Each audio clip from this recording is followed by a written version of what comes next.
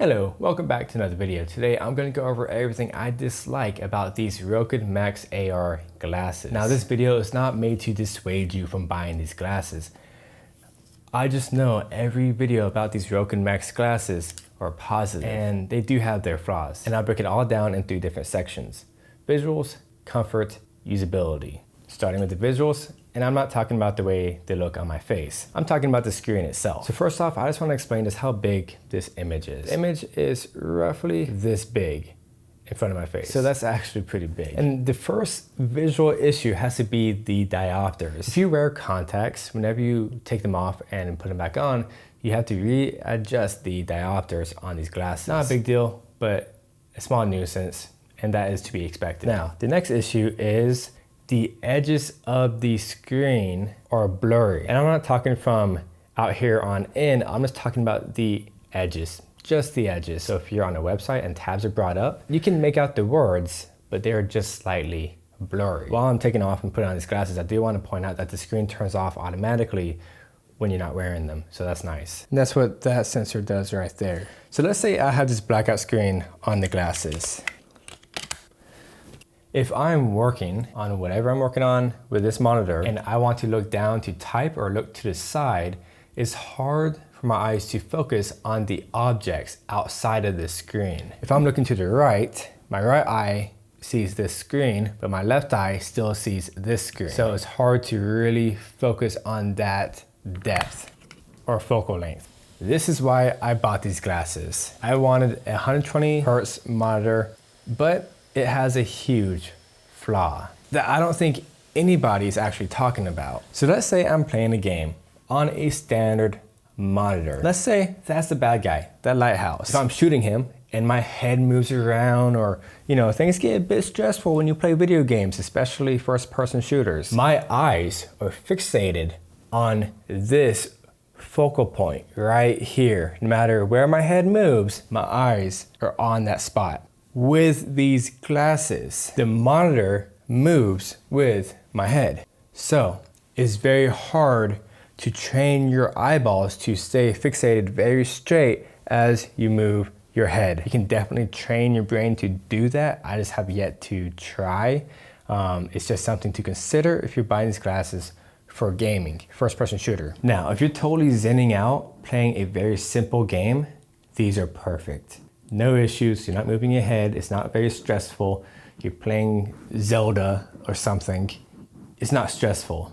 So you can definitely chill and play just fine with that type of game. But not Warzone or Apex. And of course, they're perfect for movies and TV shows. The sound quality is very good. I took my laptop into my bedroom, turned off all the lights, watched my favorite YouTubers, and it was just amazing. Which brings me to my next point, is comfort. How comfortable are these? Now, there are a lot of people on YouTube talking about how these don't weigh much of anything, 75 grams, you can barely notice it, like a pair of sunglasses. Definitely a noticeable difference. These are so much lighter, a lot more comfortable, and they barely even bother me. The main issues with these glasses, for me, is that I can definitely feel the weight on my nose. It's not too heavy at all and doesn't bother me while I use these for a long period of time. What does bother me is the arm on my ear. So I feel the weight, just the pressure, and it starts burning or just not feeling good right up here behind the ear.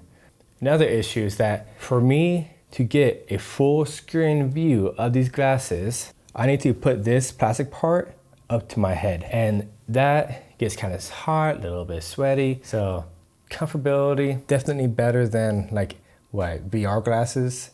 8 out of 10, 7 out of 10. And that's rating these a 10 out of 10 because those suckers are comfy.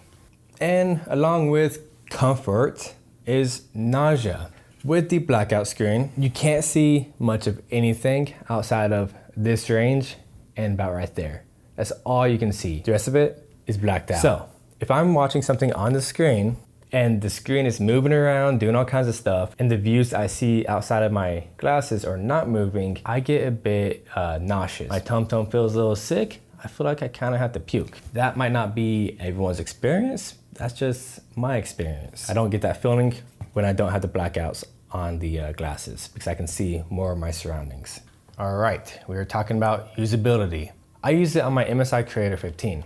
The cord is just long enough to be comfortable, but one thing that I would love if they did is to keep the screen in one spot as I move my head around. That would fix the whole gaming issue for me, and that's how it should be. If you don't want to use the shades, the room has to be semi-dark to be able to see the screen on these glasses. I can see this screen perfectly at this type of lighting level.